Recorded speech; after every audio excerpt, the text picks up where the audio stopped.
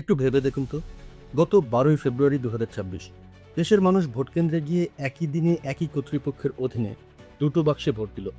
একটা বাক্স ছিল সংসদ নির্বাচনের, আর অন্যটি ছিল জুলাই সনদ বা রাষ্ট্র সংস্কারের গণভোটের। ফলাফল কি হলো? সংসদ নির্বাচনে বিএনপি নিরঙ্কুশ সংখ্যাগরিষ্ঠতা পেল, আর গণভোটে এক ভোট বিপুল ব্যবধানে জয়ী হলো। কিন্তু সবচেয়ে ভয়ানক বিষয়টা কি জানেন? নির্বাচনের পর বিজয়ী দলের নেতারা অত্যন্ত আনন্দের সাথে সংসদ সদস্য হিসেবে শপথ নিলেন, কিন্তু সেই একই দিনে পাশ হওয়া সংবিধান সংস্কার পরিষদের সদস্য হিসেবে শপথ নিতে তারা সরাসরি অস্বীকার করলেন।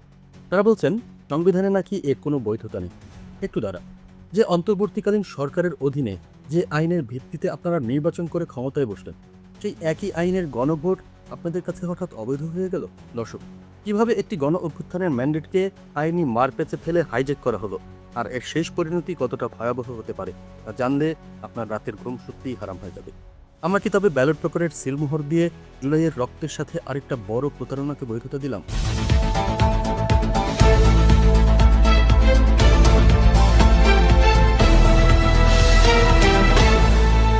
দর্শক, একটু গভীরে যাওয়া যায়। যে জুলাইয়ের জন্য এত রক্ত ঝরল, সেই জুলাই সনদ কি আজ শুধু একটা গ্যাজেটের পাতায় বন্দী হয়ে গেল? 2025 সালের 17ই অক্টোবর কিন্তু রাজনৈতিক দলগুলো হাসি মুখে জুলাই জাতীয় সনদে সই করেছিল। এরপর 13ই নভেম্বর গ্যাজেট হলো, আর গত 12ই ফেব্রুয়ারি 2026 দেশে একটা ঐতিহাসিক ঘটনা ঘটল। একই দিনে সংসদ নির্বাচন এবং সংবিধান সংস্কারের প্রশ্নে গণভোট অনুষ্ঠিত হলো। কিন্তু চমকটা শুরু হলো নির্বাচনের পর। 13তম সংসদের নির্বাচিত এমপিরা, বিশেষ করে যারা সরকারি দল বিএনপির টিকিট নিয়ে জিতেছেন, তারা জাতীয় সংসদে এমপি হিসেবে শপথ নিলেন ঠিকই, কিন্তু সংবিধান সংস্কার পরিষদের সদস্য হিসেবে শপথ নিতে পরিষ্কারভাবে অস্বীকার করলেন। কারণটা কি?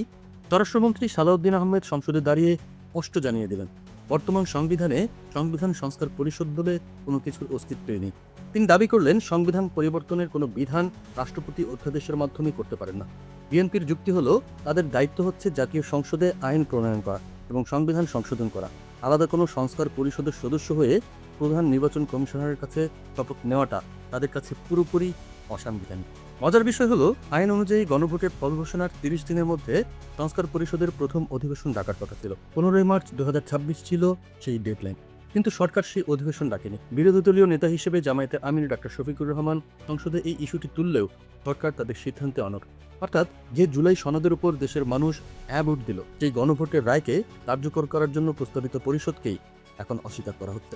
বিএনপির এই বর্তমান অবস্থান সাধারণ মানুষের মনে এক বিশাল প্রশ্নের জন্ম দিয়েছে। তারা কি তবে জুলাইয়ের ম্যান্ডেটকে পাশ কাটিয়ে নিজেদের মতো করে দেশ চালাতে চাইছে? দর্শক, বর্তমান এই রাজনৈতিক বিতর্কের সবচেয়ে বড় আইনি স্ববিরোধিতা বা হিপোক্রেসি বুঝতে হলে আমাদের একটু আইনের ইতিহাসের পাতা উল্টাতে হবে। আসুন ফ্যাক্টস চেক করি। বিএনপি আজ যে সংবিধান আর আইনগত বৈধতার দোহাই দিচ্ছে, তা কতটা যৌক্তিক? প্রখ্যাত আইনজ্ঞদের মতে এখানে আইনি এবং নৈতিক যুক্তি এক বিন্দুতে এসে মিলেছে। খুব লজিক্যালি চিন্তা করুন, যে অন্তর্বর্তীকালীন সরকারের অধীনে এই নির্বাচনটা হলো, সেই সরকারের বৈধতা কি আগের ফ্যাসিবাদী সংবিধানে লেখা ছিল? না। Supreme court doctrine of state necessity বা প্রয়োজনের নীতির উপর ভিত্তি করে এই অন্তর্বর্তী সরকারকে বৈধতা দিয়েছিল। এখন মজার বিষয় হলো, এই একই অন্তর্বর্তীকালীন সরকারের কর্তৃত্বে একই দিনে সংসদ নির্বাচন এবং গণভোট হলো। এখন বিএনপি যদি বলে যে সংবিধানে উল্লেখ না থাকায় গণভোট বা সংস্কার পরিষদ অবৈধ, তাহলে তো আইনের দৃষ্টিকোণ থেকে আপনাদের এই সংসদ নির্বাচন এবং বর্তমান সরকারও অবৈধ হয়ে যায়, কারণ দুটোই তো একই কর্তৃপক্ষের আদেশে হয়েছে। আইনের ভাষায় একে বলে একই বিষয়কে একদিকে স্বীকার এবং অন্যদিকে অস্বীকার না করার নীতি। আপনি বেছে বেছে শুধু আপনার সুবিধাটা নেবেন, তা তো হয় না। এর চেয়েও বড় নৈতিক স্খলনটা কোথায় জানেন?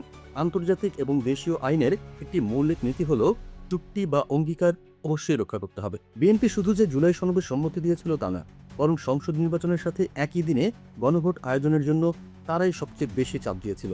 শুধু তাই নয়, রেকর্ড ঘেটে দেখুন, গত 24শে জানুয়ারি 2026 তারিখে বিএনপির শীর্ষ নেতৃত্ব প্রকাশ্যে জনগণকে গণভোটে হ্যাঁ ভোট দেওয়ার আহ্বান জানিয়েছিল। ভোটাররা সেই আশ্বাসের উপর ভিত্তি করেই ব্যালটে সিল মেরেছে। আইনে এস্টপেল বলে একটা কথা আছে।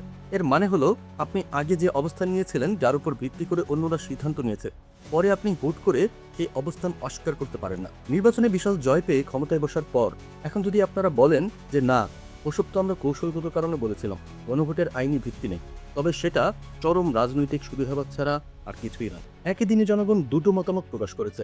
গণতান্ত্রিক ম্যান্ডেটকে আপনি তো মাঝখান দিয়ে কেটে দুই ভাগ করতে পারেন না। দর্শক, আপনারা কি সত্যিই মনে করেন বিএনপির এই সংবিধান সংস্কার পরিষদে যোগ না দেওয়ার পেছনে শুধু আইনি বা সাংবিধানিক যুক্তি প্রধান? যদি তাই ভেবে থাকেন তবে আপনি এই পলিটিক্যাল গেমের আসল অংশটাই মিস করছেন।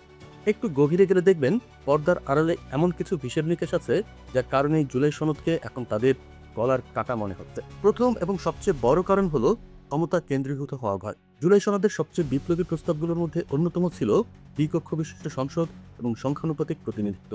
প্রস্তাব অনুযায়ী সংসদের উচ্চকক্ষে 100 জন সদস্য নির্বাচিত হবেন সংখ্যানুপাতিক হারে। বিএনপির নীতি নির্ধারক ও বিশ্লেষকরা খুব ভালো করেই জানেন, যদি এই ব্যবস্থা কার্যকর হয় তবে একক বৃহৎ দল হিসেবে তাদের যে নিরঙ্কুশ ক্ষমতা তা মারাত্মকভাবে সংকুচিত হবে। যে কোনো বিল পাশ করতে গেলে তাদের উচ্চকক্ষের মুখোমুখি হতে হবে। ক্ষমতার এই যে ভারসাম্য বা চেক অ্যান্ড ব্যালেন্স, এটা কোনো ক্ষমতাসীন দলই সহজে মেনে নিতে চায় না। তারা চায় না তাদের ক্ষমতার ভাগ অন্য ছোট দলগুলো পায়। দ্বিতীয় কারণ হলো পর্দার আড়ালের দেশি বিদেশি আলিগার ও ভূরাজনৈতিক সমীকরণ। আমাদের দেশের লুটেরা ব্যবসায়ী গোষ্ঠী এবং দুর্নীতিবাজ আমলাতন্ত্র সবসময় একটি এককেন্দ্রিক শক্তিশালী সরকার পছন্দ করে, যাদের সাথে ডিল করা সহজ। জুলাই সনদ বাস্তবায়িত হলে বিচার বিভাগ, নির্বাচন কমিশন এবং প্রশাসন যেভাবে স্বাধীন হয়ে যাওয়ার কথা, তাতে এই মাফিয়া সিন্ডিকেটগুলোর অস্তিত্ব হুমকিতে পড়ে যাবে। তাই নির্বাচনের আগে থেকেই তারা লবিং করেছে যাতে রাষ্ট্র সংস্কারের এই প্রজেক্টটিকে যে কোনোভাবে সংসদের এখতিয়ার বা সাংবিধানিক বিতর্কের বেড়াজালে আটকে দেওয়া যায়। এবং তৃতীয়ত, ভোটের স্বচ্ছতা নিয়ে দলের ভেতরের রাজনীতি।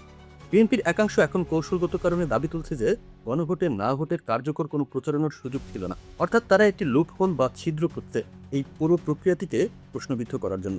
কিন্তু আসল সত্য হলো তারা চায় সংস্কারের লাগামটা যেন সম্পূর্ণভাবে তাদের নিজেদের হাতের মুঠোয়, অর্থাৎ তাদের সংখ্যাগরিষ্ঠ সংসদের কাছেই থাকে, কোনো স্বাধীন সংস্কার পরিষদের কাছে নয়। দর্শক, এতক্ষণ যা শুনলেন এটা হয়তো আপনার কাছে নির্বাচন পরবর্তী সাধারণ একটি রাজনৈতিক হিসেব নিকেশ বা সাংবিধানিক বিতর্ক বলে মনে হতে পারে।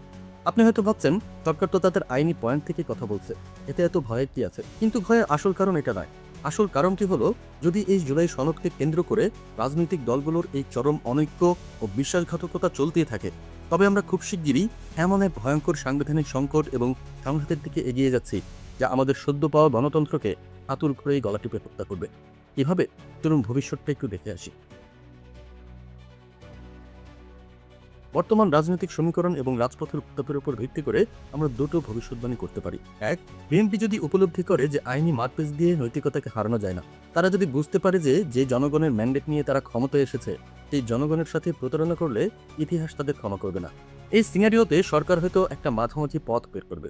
তারা হয়তো সংবিধান সংস্কার পরিষদের ফরম্যাটকে কিছুটা পরিবর্তন করে হলেও সংসদে আলোচনার মাধ্যমে জুলাই সনদের মূল স্পিরিটগুলোকে, যেমন ক্ষমতার ভারসাম্য, নির্বাচন কমিশন সংস্কার, সংবিধানে যুক্ত করতে রাজি হবে। এতে করে জামায়াতে ইসলামী এবং এনসিপির অন্য শরিকদের মধ্যে তাদের যে জোরগত দূরত্ব ও মতভেদ সৃষ্টি হয়েছে তার অবসান ঘটবে এবং দেশ একটি দীর্ঘমেয়াদী রাজনৈতিক স্থিতিশীলতার দিকে এগোবে। আর যদি বিএনপি তাদের এই অনড় অবস্থানে স্থির থাকে, যদি তারা মনে করে যে বিপুল সংখ্যাগরিষ্ঠতা তো পেয়ে গেছি, এখন আর কাউকে পরোয়া করার দরকার নেই, ভাই, পরিস্থিতি কিন্তু অলরেডি নিয়ন্ত্রণের বাইরে যেতে শুরু করেছে। জামায়াতে ইসলামীর নেতৃত্বাধীন 11 দলীয় জোটের লিয়াজো কমিটির সমন্বয়ক হামিদুর রহমান আজাদ স্পষ্ট করে জানিয়ে দিয়েছেন যে সরকার যদি উদ্যোগ না নেয় তবে তারা জনগণকে সাথে নিয়ে জুলাই সনদ বাস্তবায়নের দাবিতে রাজপথে নামতে বাধ্য হবেন। জাতীয় নাগরিক পার্টি এনসিপিও শক্ত অবস্থানে। এর মানে কি দাঁড়ায়? 14 একটি গণ অভ্যুত্থান পার করা দেশটিতে আবারও রাজপথে আন্দোলন, আবারও টিয়ার গ্যাস, আবারও সংঘাত। শরিক দলগুলো যদি সরকারের বিরুদ্ধে রাস্তায় নামে তবে 13তম সংসদের কার্যক্রম পুরোপুরি অকার্যকর হয়ে পড়বে। দেশে এক চরম সাংবিধানিক ও রাজনৈতিক অচলাবস্থা তৈরি হবে। আর এই অস্থিরতার সুযোগ নেবে সেই পতিত স্বৈরাচারের দোসর এবং দেশি বিদেশি ষড়যন্ত্রকারীরা। তরুণ সমাজ যখন দেখবে তাদের রক্তের সাথে বেইমানি করা হয়েছে, তখন তারা আবারও ফুঁসে উঠবে। আর সেই বিস্ফোরণ সামাল দেওয়ার ক্ষমতা হয়তো এই নতুন সরকারেরও থাকবে না। দর্শক, আজকের এই আলোচনার সামারি যদি করি, জুলাই সনদের গণভোট কোনো সাধারণ নির্বাচন ছিল না। এটা ছিল একটা জাতির নতুন করে জন্ম নেওয়ার ম্যান্ডেট। আপনি নির্বাচনের সুবিধাটুকু নেবেন আর গণভোটের রায়কে ডাস্টবিনে ফেলে দেবেন। আইন এবং নৈতিকতা কোনো বিচারেই এটা টেকে না। রাজনৈতিক দলগুলোকে বুঝতে হবে ক্ষমতার চেয়ে কমিটমেন্ট বড়। এখন প্রশ্ন একটাই, বিএনপির এই যে অনড় অবস্থান, এটা কি আপনার মতে দেশের দীর্ঘমেয়াদী রাজনৈতিক স্থিতিশীলতাকে চরমভাবে ব্যাহত করবে? তারা কি ক্ষমতার লোভে নিজেরাই নিজেদের পতন ডেকে আনছে? নিচে কমেন্ট করে অবশ্যই জানাবেন। এই ডেটা ড্রিভেন এবং বাস্তবমুখী বিশ্লেষণটি যদি আপনার চোখ খুলে দিয়ে থাকে তবে ভিডিওটি শেয়ার করে দেশের মানুষকে সত্যটা জানিয়ে দিন। পবিত্র রমজানের শিক্ষাই হলো প্রতিশ্রুতি রক্ষা করা। ভালো থাকবেন, নিরাপদে থাকবেন। দেখা হবে পরের ভিডিওতে।